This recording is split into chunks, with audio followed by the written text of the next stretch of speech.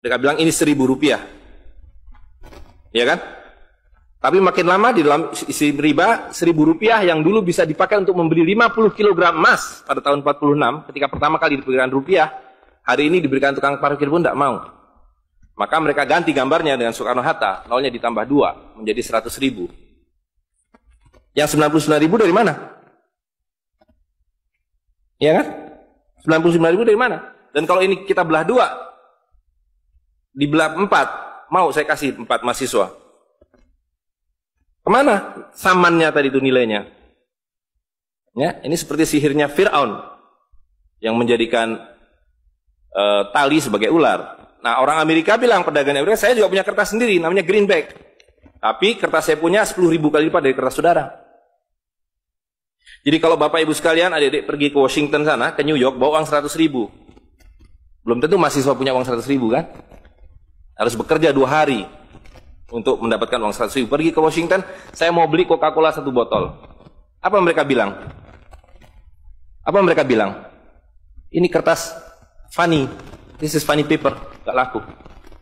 Tapi siapapun datang ke Ternate dengan $100, you punya cengkeh, berikan pada saya. Saya mau beli, you punya Coca-Cola, tapi saya minta 1 truk.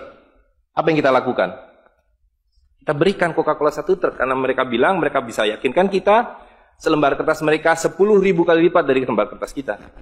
Dan mereka bilang, kita punya kertas tidak laku, mereka punya kertas laku di seluruh dunia. Betul nggak? Dengan cara itulah seluruh cengkeh Ternate habis.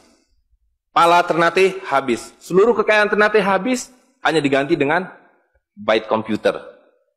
Dengan cara itulah kemiskinan dan pemiskinan dilakukan oleh para bankir.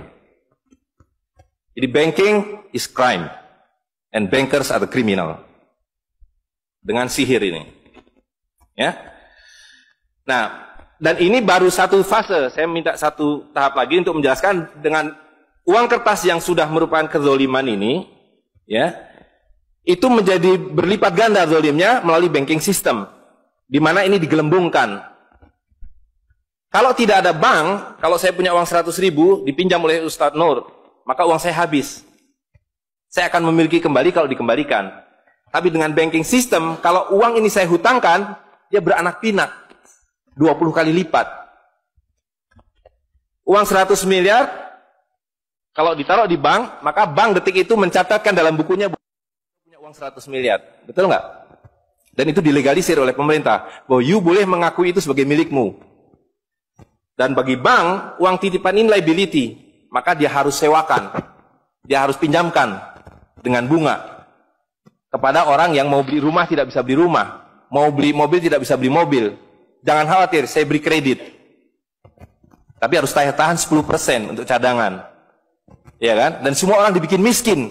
Misi pokok bank adalah membuat semua orang miskin supaya tidak mampu membeli apapun kecuali berhutang melalui bank. Maka ketika 100 miliar ini diterima bank, maka dia bisa mengutar itu 20 kali dengan bunga katakanlah 10%. Maka dia akan mendapatkan dari bunganya saja 180 miliar. Jadi kalau bank bilang saya ngasih bunga hanya 10%, dia akan dapatkan 200%. Dan dari pokoknya yang dia putar itu, maka dia akan dapatkan 20 kali 90 miliar. Coba lihat, maka terciptalah uang 1,9 triliun, hampir 2.000 triliun. Padahal uangnya berapa tadi?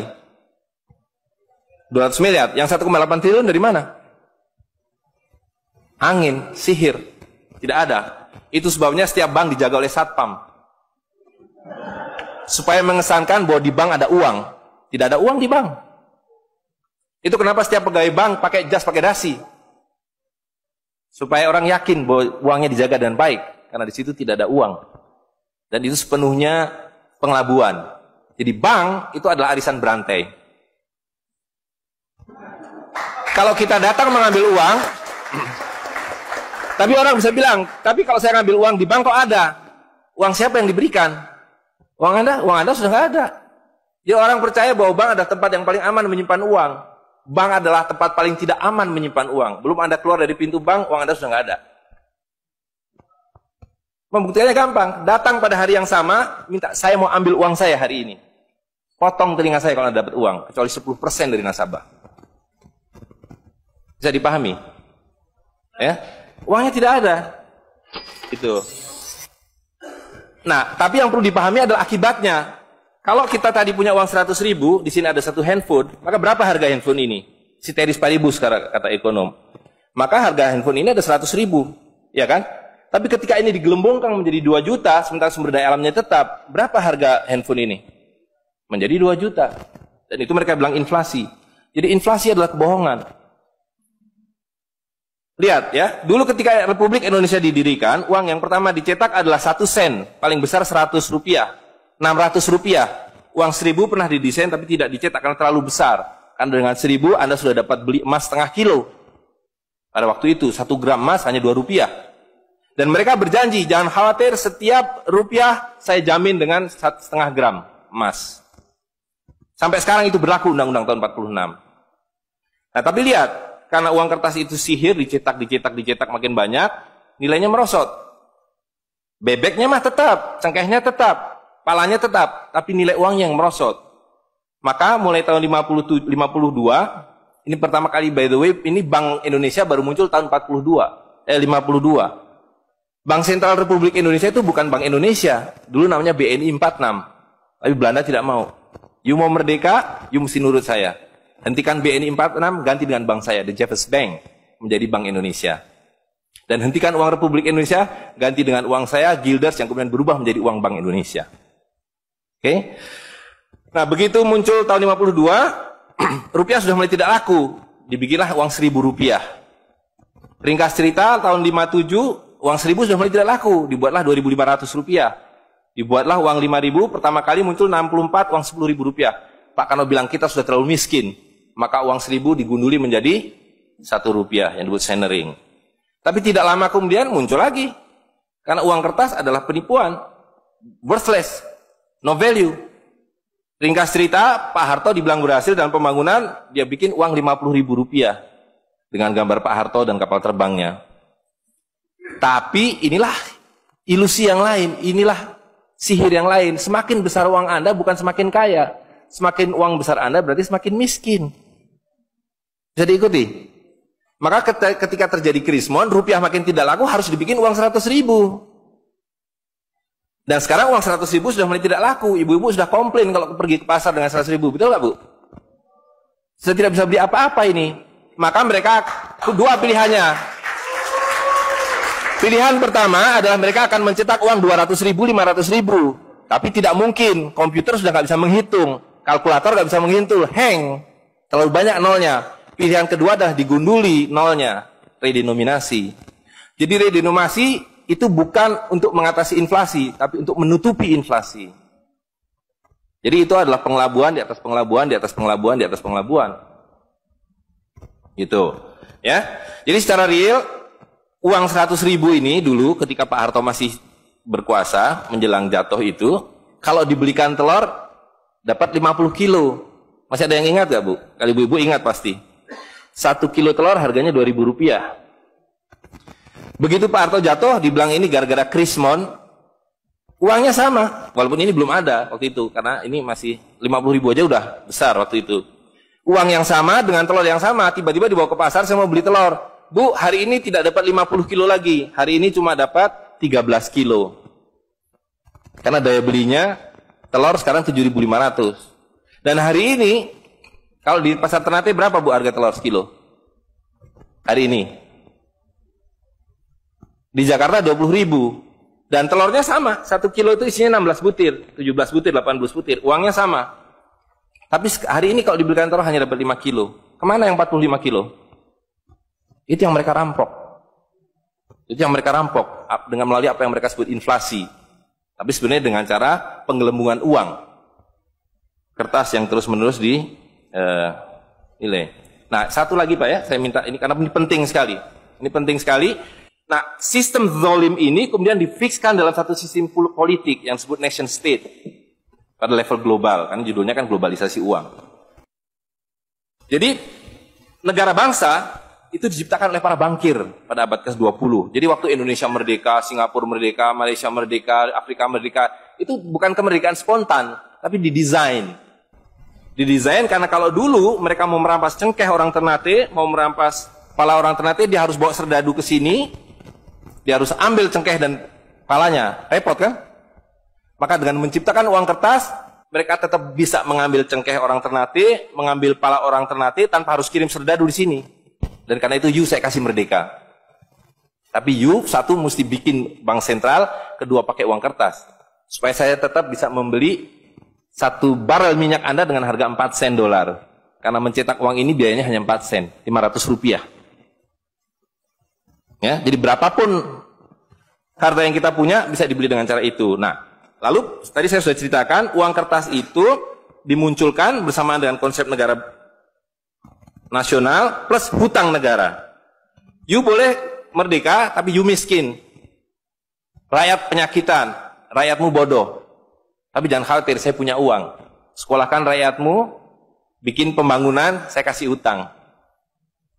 Ya kan? Nah, jadi tugas pemerintah itu, republik, adalah satu, mengambil hutang dari bank, menghabiskan utang itu, melalui apa yang disebut APBN. Lalu dulu mereka tanya, jadi bagaimana saya membuat APBN? Jangan khawatir, sekolahkan anak-anak pintar kamu ke Berkeley, ke Chicago, ke Harvard. Mereka dididik untuk membuat pembangunan. Lalu dikasih paket hutang, dan diajari, kalau nggak bisa, kirim konsultan seperti John Perkins, dan sejenisnya. Lalu ada satu pertanyaan, bagaimana kami membayar hutang kami kalau begitu? Mereka bilang, you punya 200 juta rakyat, pajaki rakyat kalian. Pajaki rakyat kalian. Kalian punya pala, punya cengkeh, habisi hutang kalian. Karena you membayar hutang, kalau kita hutang 5 miliar dolar setiap tahun, apa mereka kasih berkoper-koper dolar? Apa yang mereka kasih ke kita? Mereka hanya mengetik di komputer 5 miliar dolar, ting, masuk ke Bank Indonesia. Nanti Bank Indonesia tinggal kirim ting ke Bappenas, Bappenas ting ke departemen-departemen itu. Tapi ketika kita mau membayar hutang mereka, bisa kita mengetik di komputer 5 miliar dolar, ting, dibayarkan ke Bank Dunia? Nggak bisa, you mesti punya devisa. Dari mana kamu punya devisa? You mesti beli dolar kami. Caranya tebang hutan kalian. Habisi boksit kalian. Habisi mineral kalian. Betul nggak? Nah, jadi itulah yang terjadi di dalam sistem Fir'aun sekarang ini. Bahwa pemerintah itu didesain hanya untuk mengambil hutang dari bank, menghabiskan melalui APBN dan proyek, kemudian memajaki rakyat. Karena itu pajak semakin hari semakin tinggi, semakin banyak, semakin tinggi, semakin banyak. Gitu. Nah, jadi kalau digambarkan seperti ini, ya kan? Wilayah domestik nasional itu adalah demokrasi. Supaya kalau 5 tahun harus ganti. Kalau ada presiden, ada perdana menteri yang tidak nurut pada para bankir, out. Tapi para bankir tidak pernah berganti. Mereka turun-temurun, perusahaan swasta, anak beranak pinak. Ini kira-kira hanya 400 keluarga di dunia ini yang menguasai seluruh sistem keuangan dan politik. Jadi kita ini sekarang utangnya tiba-tiba sudah 2.100 triliun. Padahal tahun waktu Pak Harto jatuh itu utangnya hanya berapa? 50 miliar dolar. 500 triliun. Sekarang sudah 2.000 triliun. Dan begitu kurs dolar berubah, utang kita nambah. Gitu. Dan BI tidak pernah memenuhi janjinya. Karena tugas pokok BI adalah menjaga stabilitas kurs. Tidak pernah bisa. Dan tidak akan pernah bisa apapun yang dilakukan karena memang tidak ada nilainya. Gitu. Nah, jadi sebagai penutup, maka apa yang harus kita lakukan adalah membalik seperti yang mereka dulu lakukan. Yang mereka dulu lakukan adalah mengambil emas dan perak dari orang tua kita, mereka lebur menjadi batangan, dia simpan di berangkas, dan kepada kita dikasih toilet paper ini, kata Mahathir Muhammad. Maka yang harus kita lakukan sekarang sebelum ini jadi apa? Oncom. Lebih berharga oncom. Tukarkanlah menjadi emas dan perak, menjadi dinar dan dirham, dan kemudian gunakan untuk muamalah. Karena Nabi sudah mengatakan akan datang satu zaman di mana semua yang kamu miliki tidak ada harganya, kehabisan nilai, kecuali dinar dan dirham, kecuali emas dan perak. Jadi kalau dilihat, ya dolar dalam dinar atau dinar dalam dolar dalam 10 tahun terakhir 2004 itu cuma 54 dolar, hari ini sudah di atas 250 dolar. Dan lihat, menipunya uang kertas ya. Kalau kita pakai untuk menyimpan naik haji, kalau Anda menabung dolar, maka tiap tahun naik. Saya sudah hitung ini, dan ini valid sekali. Naik setiap tahun itu 3,5%. Kalau Anda menyimpan rupiah, setiap tahun naik 5%, nggak nyampe-nyampe. Tapi kalau Anda menyimpan dinar, maka dia akan turun 8% setahun. Jadi tahun 2000 naik haji butuh uang 21 juta rupiah. Kalau dinar butuh 71 dinar. Tapi hari ini kalau mau naik haji butuh hampir 40 juta rupiah. Dengan dinar cukup dengan 16 dinar.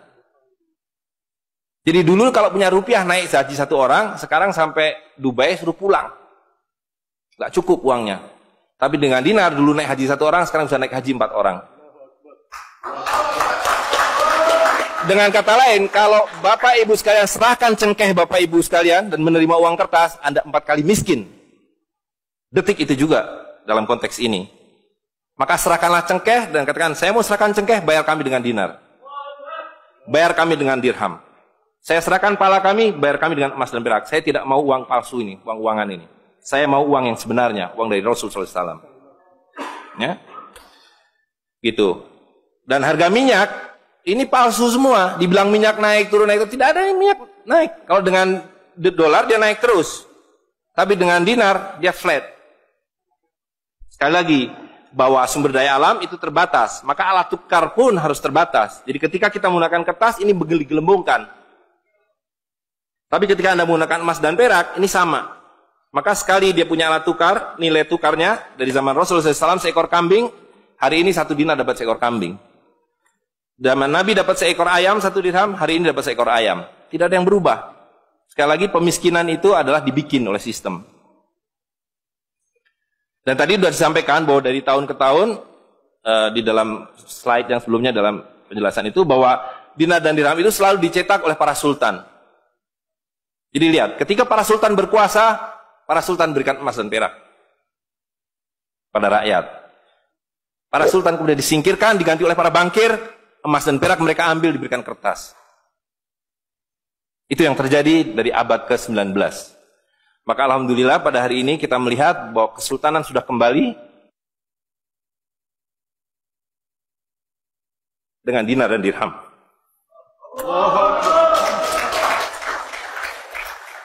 Dan ini adalah awal berakhirnya sistem riba. Ini adalah awal dari janji Allah SWT, yamhaqu riba wa yurbi sodakotan. Aku suburkan sedekah dan aku hancurkan riba. Kehancuran riba ditandai dengan seperti apa yang dikatakan Nabi, kehancuran mata uang kertas. Suka atau tidak suka, terima atau tidak terima, ini adalah awal kehancuran. Dan karena itu yang harus kita lakukan adalah supaya kita tidak ikut hancur di dalamnya, kita song-song kembalinya dinar dan dirham. Dan itu berarti kembalinya sultania.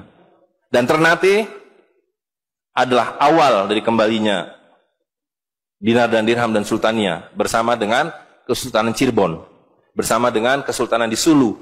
Jadi sekarang sudah ada ketiga sultan yang mencetak kembali dinar dan dirham. Dan ini akan mengawali kembalinya dinar dan dirham di seluruh dunia. Jadi kalau pada abad 15, abad 16, abad 17 bangsa Ternate sudah sampai ke Madagaskar, sudah sampai ke negeri atas angin di Spanyol, maka pada abad 21 kembali Ternate sampai Spanyol. Ternate sudah kembali sampai Afrika Selatan, sudah sampai Eropa melalui dinar dan dirham yang berlaku di seluruh dunia. Orang Amerika tidak bisa mengatakan emas saya 5 kali lipat dari emas saudara, tidak bisa. Emas kami dari Ternate sama harganya dengan emas kalian. You 1 dinar, kami 1 dinar. You 1 dirham, kami 1 dirham. Itulah keadilan. Ya. Jadi karena itu Bapak Ibu sekalian, yang terakhir sekali saya ingin sampaikan, dinar dan dirham yang kita bicarakan ini tidak ada artinya kalau berhenti hanya di dalam ruangan ini. Dinar dan dirham harus segera berkemerincing di kota Ternate. Dan Anda semua yang harus memulainya. Tadi 2 orang sudah menyatakan diri sebagai relawan jawara, jaringan wirausahawan dan pengguna dinar dirham Nusantara. Maka dalam waktu sebentar, insya Allah di Ternate, dari 2 orang ini akan menjadi 2.000 orang yang menggunakan dinar dan dirham. Ya, dari 2.000 akan menjadi 200.000. Seluruh penduduk Ternate menggunakan dinar dan dirham. Dan Kanjeng Sultan dari beberapa waktu yang lalu sudah mulai membagikan zakat dalam dirham. Jadi di Ternate itu sekurangnya sudah ada 1.000 orang memiliki koin dirham yang dibagikan oleh Sultan. Dan itu adalah awal. Ini baru awal, dari kembalinya Islam dan berakhirnya kezaliman. Jadi sekali lagi Bapak Ibu sekalian, marilah segera ya ular-ular Fir'aun itu kita akhiri dengan cara yang sangat mudah, yaitu kita mentaati perintah Allah SWT. Allah SWT mengatakan wa halalul bai' wa harramar riba. Aku halalkan berdagang dan aku haramkan riba. Dan uang kertas adalah riba par excellence. Di dalam uang kertas ini ada 2 riba sekaligus. Ya. Jadi saya kira itu saja. Saya mohon maaf mengambil waktu agak terlalu banyak, tapi ini penting karena supaya clear semuanya. Ya. Karena ini baru pertama kali dibicarakan di Ternate. Demikian, Assalamualaikum warahmatullahi wabarakatuh.